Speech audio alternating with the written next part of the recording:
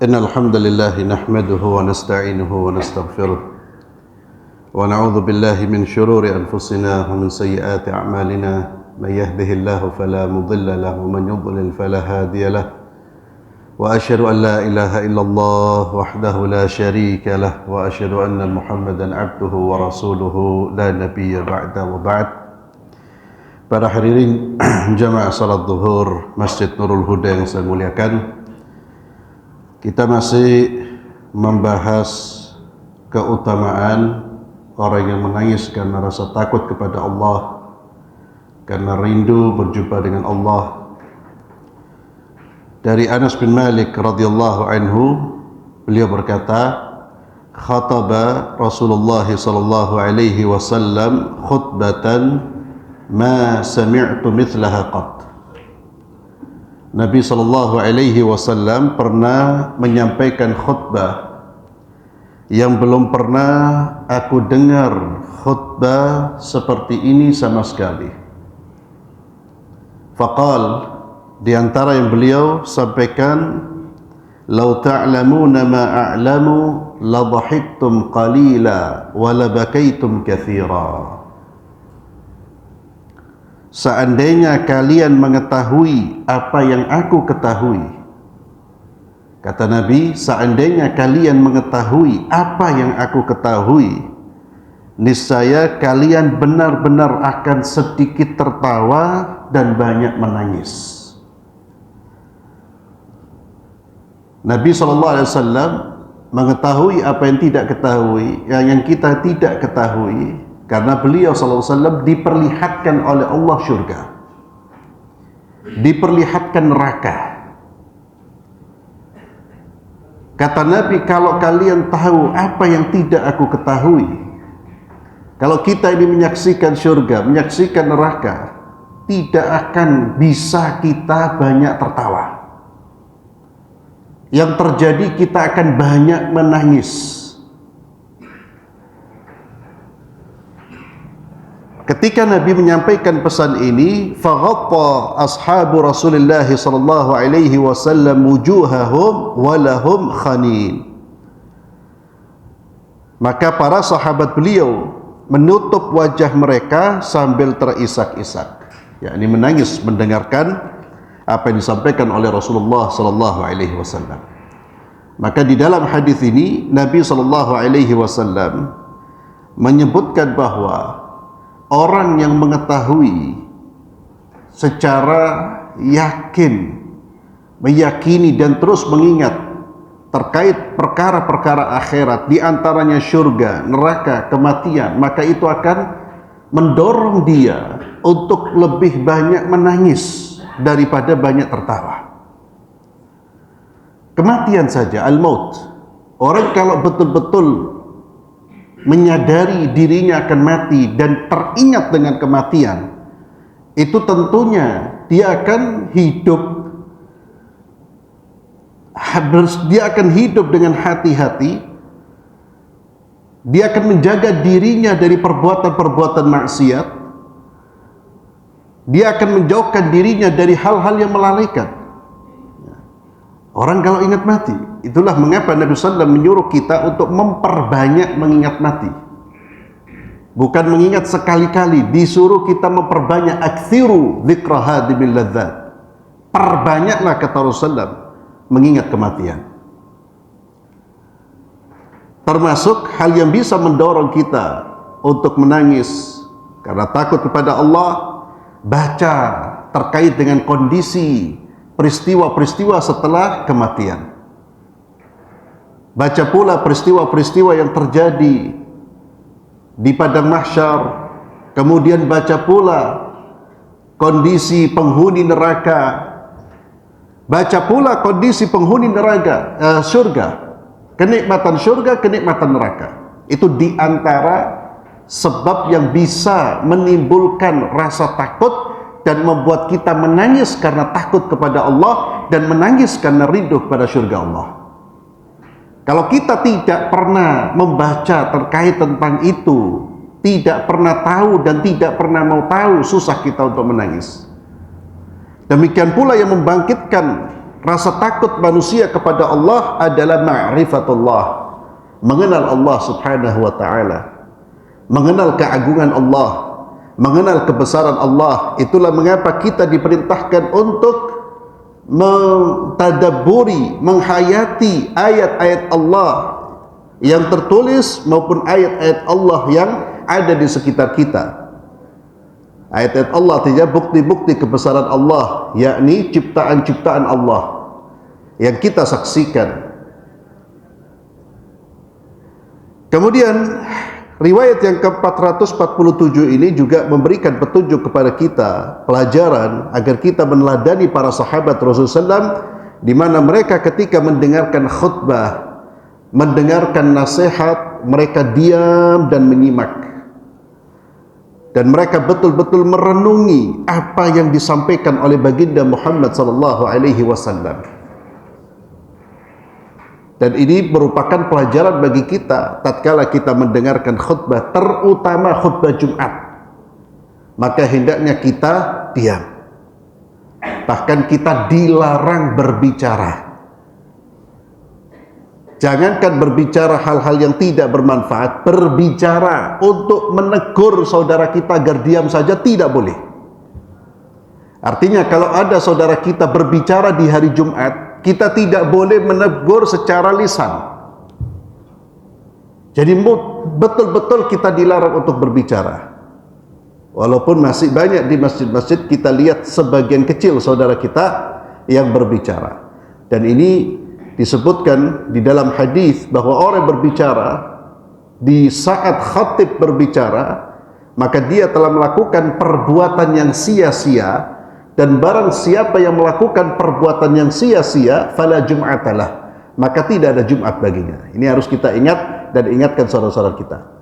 Demikian pula ketika kita berada di majlis-majlis ilmu, maka dianjurkan kita menyimak. Dan menyimak, tidak berbicara, ini berarti kita diam, mendengar, bukan tidur. Ya. Terutama Jumatan, ma'asyiral muslimin. Kadang ada orang nggak bicara Pak, khusyuk dia, tapi khusyuknya sambil merem. Merem artinya tidur. Ini juga yukhalif, menyelisihi sunnah, karena kita diperintahkan untuk mendengar. Jadi diam dan mendengar, bukan diam dan tidur. Oleh karena itu, ketika kita merasa kok agak ngantuk saya ini, pada saat saya berangkat atau pada saat saya berada di masjid untuk mendengarkan khutbah, bisa dihilangkan rasa kantuk itu dengan berwudu. Jadi artinya apa? Kita sudah siap mendengarkan khutbah. Kita berupaya sekuat tenaga untuk tidak tidur. Oleh karena itu juga jangan mengambil posisi yang membuat kita ini cepat tidur, ya, karena perintahnya adalah mendengar. Kemudian hadis berikutnya dari Abu Hurairah radhiyallahu anhu, beliau berkata, bersabda Rasulullah sallallahu alaihi wasallam, la yalijun nara rajulun baka min khasyatillah hatta ya'ud al-laban fi ad-dar' wa la yajtami'u ghubarun fi sabilillah wa dukhalu jahannam, akhrajahu Tirmidzi wa qala hasanun sahih. Nabi sallallahu alaihi wasallam bersabda, tidak akan masuk neraka orang yang menangis karena takut kepada Allah sehingga air susu masuk kembali ke dalam tempatnya. Artinya orang yang menangis karena rasa takut kepada Allah tidak akan mungkin masuk ke neraka seperti kembalinya air susu yang keluar masuk ke tempatnya lagi. Ini salah satu fadilah, keutamaan orang yang punya rasa takut kepada Allah, orang yang gemar menangis karena Allah Azza wa Jalla. Dan orang yang gemar menangis dan menangis karena rasa takut kepada Allah, ini akan membuat seseorang bisa istiqamah di dalam menjalankan ketaatan kepada Allah. Salah satu penyebab orang istiqamah karena rasa takut dia kepada Allah, selain rasa rindu, rasa cinta. Ini keutamaan seorang menangis karena Allah Subhanahu wa taala. Demikian pula kata Nabi, wala yajtami'u ghubarun fi sabilillah wa dukhalu jahannam. Dan debu bekas perjuangan di jalan Allah itu tidak akan pernah dapat berkumpul dengan asap neraka jahanam. Ini merupakan penjelasan akan keutamaan orang yang berjuang di jalan Allah, berjihad di jalan Allah subhanahu wa ta'ala. Mereka berjuang di jalan Allah, tidak akan debu yang membekas dalam tubuhnya tidak akan bisa bersatu dengan api neraka. Artinya orang yang berjuang di jalan Allah, dia akan dijauhkan dari api neraka. Dan tentunya ketika kita berbicara jihad fisabilillah, maka jihad yang memang betul-betul sesuai dengan aturan-aturan Islam. Dan pembahasan jihad ini telah diatur di dalam Islam dan ditulis oleh para ulama di dalam kitab-kitab fikih. Dan ini merupakan ibadah yang agung, ibadah yang besar, ibadah yang punya keutamaan jika dilakukan secara tulus karena Allah dan sesuai dengan tuntunan Islam. Kemudian yang terakhir, keutamaan orang yang menangis karena takut kepada Allah disebutkan di dalam hadis yang pernah kita bahas, yaitu 7 golongan yang Allah akan memberikan naungan di hari kiamat, di mana pada saat itu tidak ada naungan kecuali naungan Allah Azza wa Jalla, yakni di padang mahsyar ketika manusia menunggu keputusan Allah, di saat matahari didekatkan sedekat-dekatnya. Di situ manusia dipenuhi dengan perasaan takut, kegelisahan yang luar biasa. Dan kita membaca di dalam firman Allah bagaimana hari kiamat itu membuat orang tua lari dari anaknya, anak lari dari orang tuanya. Ini kondisi yang sangat menakutkan. Dibangkitkan dalam keadaan telanjang, tidak ada sehelai kain pun yang melekat dalam tubuhnya. Dan pada saat seperti itu tidak ada satupun orang terbetik untuk melihat ke kanan dan ke kiri. Anda bisa bayangkan bagaimana kondisi seperti itu, dan panas, matahari didekatkan. Namun pada saat seperti itu, pada saat genting seperti itu, ada orang-orang yang Allah beri tempat. Allah memberikan naungan dengan naungannya Allah. Yang disebutkan di dalam hadis ini ada 7. Namun ada hadis-hadis yang lain yang menyebutkan golongan-golongan yang tidak disebutkan di dalam hadis ini. Di antaranya siapa mereka? Wa rajulun dzakarallaha khaliyan fafadat aidah. Seseorang yang punya kebiasaan menyendiri dengan Allah, yakni beribadah di malam hari. Dia beribadah kepada Allah, lalu di dalam ibadahnya dia menangis karena rasa takut kepada Allah. Di dalam doanya dia menangis karena rasa takut kepada Allah. Rajulun khalian.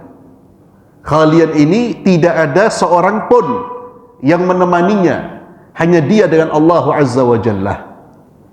Dan ini ikhwani fillah, tangisan rasa takut yang sesungguhnya itu tangisan di saat kita sendiri.